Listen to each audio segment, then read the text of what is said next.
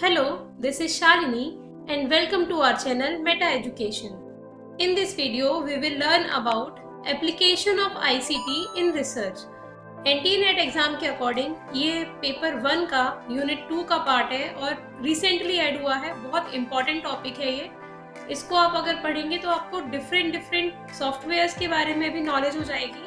अगर आप रिसर्च में भी इसको यूज करेंगे तो आपके लिए वो फायदेमंद होगा। अगर आप हमारे चैनल से जुड़ी हुई कोई भी वीडियोस देखना चाहते हैं, उससे रिलेटेड पीडीएफ फाइल को डाउनलोड करना चाहते हैं या क्विजेज में आप पार्टिसिपेट करना चाहते हैं तो आप metaeducation.co.in साइट पर जाकर विजिट कर सकते हैं और एनरोल कराकर वहां आप free PDF files, free courses and free quizzes को एक्सेस कर सकते हैं। इसका लिंक आपको डिस्क्रिप्शन बॉक्स में मिल जाएगा। ICT stands for Information and Communication Technology. The term ICT is generally accepted to mean all technologies that combine and allow people and organizations to interact in the digital world.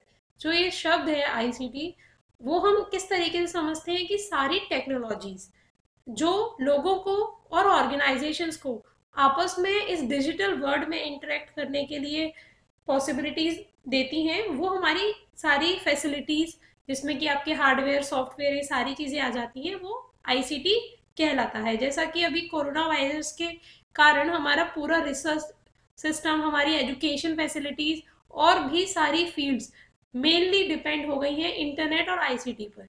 तो अभी आप लोग को अच्छा उसका example देखने को मिल रहा है कि कैसे आईसीटी हम अपनी एजुकेशन और रिसर्च में यूज कर रहे हैं। आईसीटी में आ जाता है communication technology, applications, internet, hardware and software, जो डिफरेंट हार्डवेयर एंड सॉफ्टवेयर जिस पर ये सारी चीज़ें, जो एप्लीकेशन है या इंटरनेट है या कम्युनिकेशन टेक्नोलॉजी है, वो रन हो रही है। कम्युनिकेशन टेक्नोलॉजी में आपके जूम डिवाइसेस भी आ जाएंगी। उसके अलावा जैसे आप अभी जो वीडियो देख रहे हैं वो भी आपका कम्युनिकेशन टेक्नोलॉजी के अंतर्गत आ जाता है। सैटेलाइट सिस्टम जिस पे हमारा पूरा इंटरनेट रन हो रहा है। वीडियो कॉन्फ्रेंसिंग, ये भी एक कम्युनिकेशन टेक्नोलॉजी का पार्ट है। डेटा एंड ट्रांजैक्शंस, जो भी आप डेटा रीड कर रहे हैं, जो इन्फॉर्मेशन ले रहे हैं ऑनलाइन या किसी भी प्रकार का जो आप ट्रांजैक्शन कर रहे हैं, चाहे तो वो चीज़ों का ट्रांजैक्शन हो, मनी का ट्रांजैक्शन हो या फिर इंफॉर्मेशन का ट्रांजैक्शन हो, ये सारी चीज़ें जब आप वर्चुअल वर्ल्ड में कर रहे हैं या डिजिटल वर्ल्ड में कर रहे हैं तो इसको हम बोलेंगे आईसीटी या इंफॉर्मेशन एंड कम्युनिकेशन टेक्नोलॉजी का यूज करना। आई होप आपको इतना समझ में आया होगा। अगर जनरल एप्लीकेशंस की बात की जाए कि आईसीटी की रिसर्च की फील्ड में जनरल एप्लीकेशंस क्या है या जनरल यूज क्या है, वो किस किस टास्क में हमें हेल्प करती है आईसीटी, तो देखते हैं। फर्स्ट है आइडेंटिफाई एप्रोप्रिएट इंफॉर्मेशन सोर्सेज। हम रिसर्च जब भी करते हैं तो हमारा सबसे पहला मकसद होता है कि हमारे पास डिफरेंट सोर्सेज रहे जहाँ से हम इंफॉर्मेशन को एक्सेस कर पाए। तो आईसीटी की मदद से हम डिफरेंट सोर्सेज को एक्सेस कर पाते हैं, उनके बारे में इंफॉर्मेशन ले पाते हैं। सेकंड है क्रिटिकली एनालाइज इंफॉर्मेशन। आईसीटी की हेल्प से ही हम जो इंफॉर्मेशन हमें मिल रही है उसको एनालाइज कर पाते हैं। क्रिटिकली एनालाइज से मतलब यहाँ पर है, जैसे अगर हमें कोई आर्टिकल मिला ऑनलाइन तो पहले हमारे लिए ये पॉसिबल नहीं था कि वो आर्टिकल को कितने लोगों ने रेफर किया है, उसकी एच इंडेक्स क्या है, आई इंडेक्स क्या है, ये सारी चीजें पता करना। बट अभी अगर देखा जाए तो हम किसी भी आर्टिकल को देख के उसका साइटेशन इंडेक्स क्या है, उसका एच इंडेक्स क्या है, वो आर्टिकल अच्छा है या नहीं है, ये सारी चीजें पता कर सकते हैं। तो उस इंफॉर्मेशन जो मिल रही है उसको हम क्रिटिकली एनालाइज कर पाते हैं with the help of ICT. Next है रिसर्च इफेक्टिवली एंड ब्रॉडली। जब हम चीज़ों को अच्छे तरीके से एक्सेस कर पा रहे हैं, क्वालिटी कंटेंट ले पा रहे हैं, तो हम इफेक्टिव रिसर्च भी कर पाते हैं। और ब्रॉडली से यह मतलब है कि अभी हम अपने केवल स्टेट या अपनी कंट्री तक लिमिटेड नहीं है। अभी हमारे को जो इन्फॉर्मेशन मिल रही है वो वर्ल्ड वाइड मिल रही है, पूरे वर्ल्ड से हमें सारी इन्फॉर्मेशन मिल पा रही है, तो इसलिए ब्रॉडली हम रिसर्च कर पाते हैं। मैनेज इन्फॉर्मेशन, अब आईसीटी की हेल्प से ही पहले जैसे हमें, अगर बहुत पुरानी बात की जाए तो हमें पेपर्स के, आर्टिकल्स के प्रिंट आउट्स को अरेंज करना पड़ता था, उन्हें रखना पड़ता था। उसके बाद में फिर एक ऐसा समय आया जब हम सारी चीजें डिजिटली करने लग गए। बट डिजिटली करने में भी हमारे को सारी चीजों को मैनुअली अरेंज करना पड़ता था, उनमें मैनुअली देखना पड़ता था कि कौन से आर्टिकल हमारे काम की ज्यादा है, कौन से कम है। बट अब जो इन्फॉर्मेशन है उसे डिफरेंट सॉफ्टवेयर्स के थ्रू, जिसको हम आगे देखेंगे कि कौन कौन से सॉफ्टवेयर हैं, हम मैनेज भी बहुत अच्छे से कर पाते हैं इन्फॉर्मेशन को, कैसे वो भी हम समझेंगे आगे। नेक्स्ट है use the information to extend and communicate knowledge across subject fields.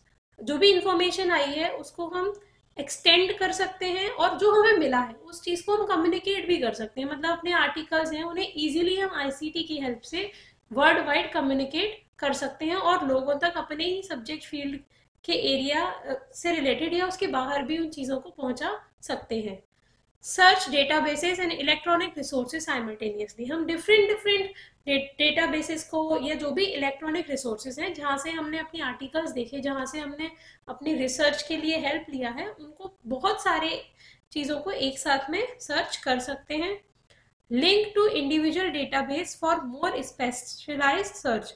और कभी कभी ऐसा होता है कि हमारा जो भी कंटेंट है उससे रिलेटेड कुछ डिफरेंट डेटाबेसेस हैं, जैसे वेब ऑफ साइंस में मेनली आपको साइंस से रिलेटेड कंटेंट मिलेगा, बट अगर आप स्कोपस वगैरह पर जाएंगे तो आपको सोशल साइंस का भी कंटेंट मिल जाएगा।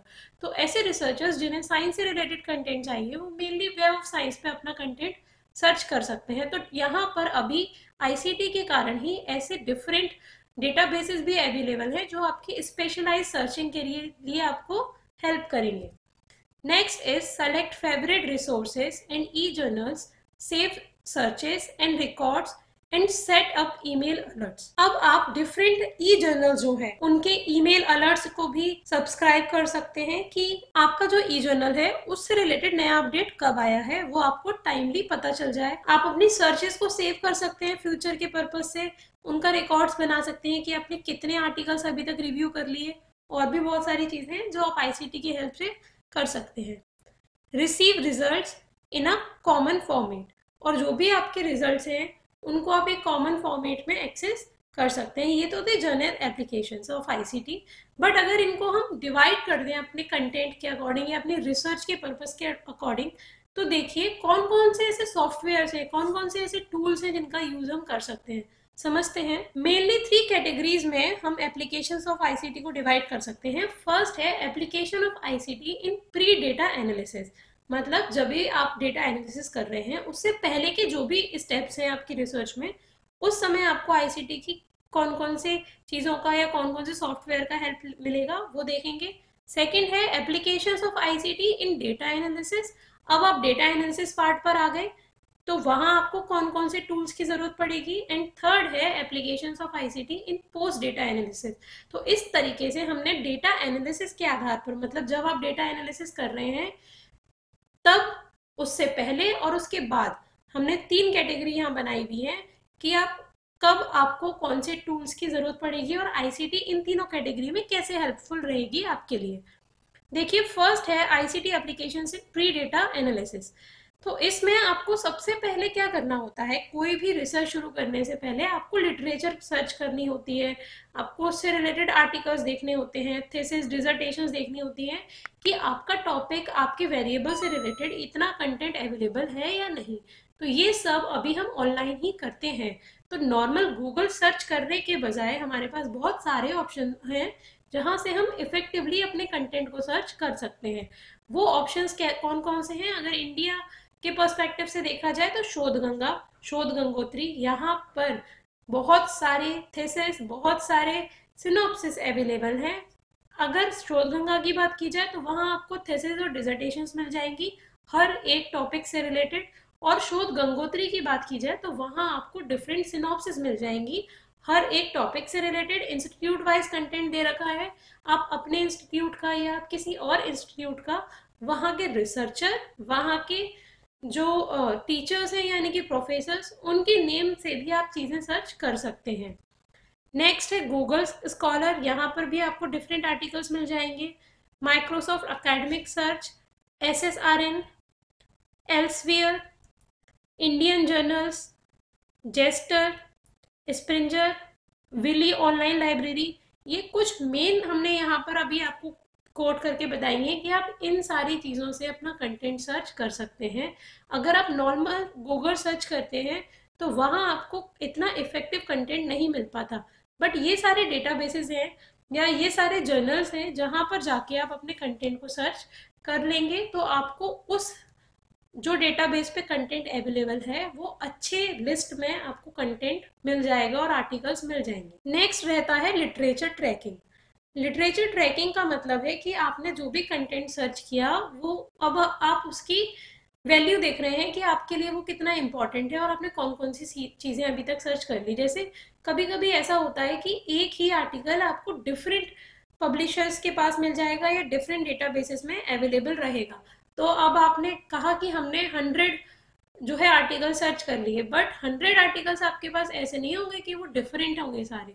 वहां पर आपको लगभग 75% आर्टिकल्स तो अच्छे मिल जाएंगे, डिफरेंट जो है वो मिल जाएंगे, पर 25% आर्टिकल्स ऐसे होंगे जो रिपीटेड सर्च में आए होंगे। तो ऐसे डिफरेंट सॉफ्टवेयर्स हैं जैसे कि मेंडले है, एनवीवो है, जहां पर आप अपने कंटेंट की ट्रैकिंग कर सकते हैं, लिटरेचर की ट्रैकिंग कर सकते हैं कि कौन सा आर्टिकल आपने अभी तक डाउनलोड कर लिया, कौन सा आपके डेटाबेस में जो आपका अपना डेटाबेस है वहां पर आपने कौन सा कंटेंट ले लिया। तो ये दो सॉफ्टवेयर है, इनका डिटेल आपको ऑनलाइन आप सर्च करेंगे तो मिल जाएगा। नेक्स्ट रहता है डेटा कलेक्शन। डेटा कलेक्शन जो है आप गूगल फॉर्म्स की हेल्प से कर सकते हैं, या एक सर्वे मंकी जो है ये भी गूगल फॉर्म जैसा है जिसमें आप अपना फॉर्म बनाकर और उसको डिसेमिनेट कर दीजिए और लोग उसको भर के आपको दे देंगे। तो ये कुछ सॉफ्टवेयर्स थे जो आपको प्री डेटा एनालिसिस के टाइम पर आपको इनकी हेल्प लेना पड़ेगा। अब नेक्स्ट देखते हैं डेटा एनालिसिस के टाइम पर आपको कौन कौन से सॉफ्टवेयर्स की हेल्प मिलेगी या आईसीटी कैसे हेल्पफुल रहेगा डेटा एनालिसिस में। डेटा एनालिसिस दो टाइप से हम करते हैं, qualitative data analysis and quantitative data analysis. First है quantitative data analysis. Quantitative data analysis में आपको अपने नंबर से ही मतलब डेटा को एनालाइज करना होता है। जो भी आपके पास डेटा आया वो मेनली नंबर फॉर्म में रहता है, तो यहाँ पर आपको टी टेस्ट लगाना है, अनोवा एनकोवा ये सब चीज़ें सॉल्व करनी है, मीन मीडियन मोड ये कैलकुलेट करने हैं। तो उसके लिए आप जो भी टेस्ट टूल यूज़ करेंगे वो आपके क्वांटिटेटिव डेटा एनालिसिस टूल्स के अंतर्गत आ जाएंगे। तो ऐसे ही मेन सॉफ्टवेयर रहता है SPSS, statistical package for social science इसको बोला जाता है। इसमें आप अप्रॉक्स सारी कैलकुलेशंस कर सकते हैं। एक है माइक्रोसॉफ्ट एक्सेल, नेक्स्ट है R, SPSS जैसा ही एक और है मैटलैब। ये 4 सॉफ्टवेयर्स हैं जिन सॉफ्टवेयर्स की हेल्प से आप अपने डेटा को क्वांटिटेटिवली एनालाइज कर सकते हैं। बट अभी एक नया ट्रेंड और आया है कि हमको क्वांटिटेटिव डेटा एनालिसिस के साथ में हम क्वालिटेटिव डेटा एनालिसिस भी करते हैं। तो उस पर्पज से अगर देखें तो एनवीवो एक सॉफ्टवेयर है जो आपको काफी हद तक हेल्प करता है क्वालिटेटिव डेटा एनालिसिस करने के लिए। उसके अलावा SPSS का एक नया और सॉफ्टवेयर आया है, SPSS टेक्स्ट एनालिसिस। इसके थ्रू भी आप क्वालिटेटिव डेटा एनालिसिस कर सकते हैं। क्वालिटेटिव डेटा एनालिसिस मतलब हमारा यहाँ पर वही है कि टेक्स्ट, इमेजेस आप उनको एनालाइज कर रहे हैं।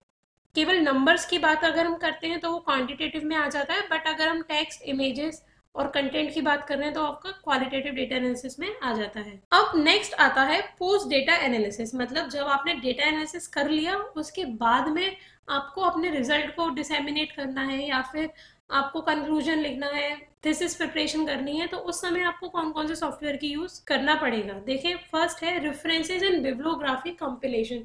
बहुत बड़ा टास्क है रेफरेंसेस और बिब्लियोग्राफी को कंपाइल करना, क्योंकि पिछले काफी टाइम से देखा जाता है कि लोग उसको मैनुअली करते हैं, जो आपका आराम से 1 to 2 मंथ्स तक का टाइम ले जाता है।